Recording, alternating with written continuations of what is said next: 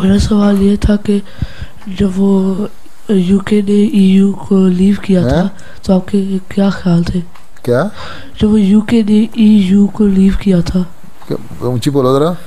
जब वो यूके ने यूरोपियन यूनियन को लीव किया था अच्छा, तो ब्रेग्जिट। हाँ जी, ब्रेग्जिट हुआ तो फिर क्या हुआ? आपके क्या ख्याल थे? क्या ख्याल? मैं तो उसके खिलाफ था। मैंने तो वोट इसके खिलाफ दिया था, ब्रेग्जिट के। जब उन्होंने वोटिंग की थी, रेफरेंडम किया था, मैंने अपना वोट इसके हक में नहीं डाला था, बल्कि मैंने जो यूरोपियन यूनियन में एड्रेस किया था एक दफ़ा पार्लियामेंट में, हैं, वहाँ भी मैंने कहा था तुम लोग इकट्ठे रहोगे तो फ़ायदा रहेगा तुम लोगों को, लेकिन उसके लिए इंसाफ की भी ज़रूरत है। हर एक मुल्क को उसके हक दो और इंसाफ से अपने चलाओ।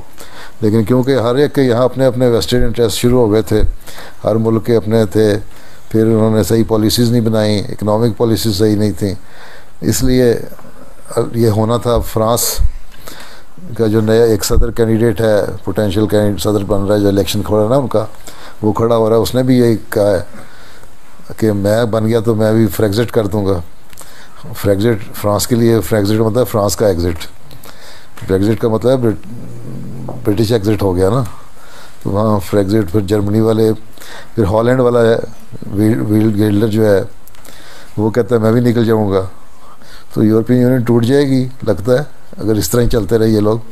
लेकिन अभी भी अगर इंसाफ करें और हर एक को सही तरह करें, मुल्की कानून और उनकी डेवलपमेंट और करेंसी हर जगह एक सही तरीके से चलाएं तो फ़ायदा होगा। ठीक है, नहीं तो ख़त्म हो जाएंगे, फिर वो एक एक मुल्क बन जाएगा, फिर जो बड़े मुल्क हैं फिर इनको खाना शुरू कर देंगे।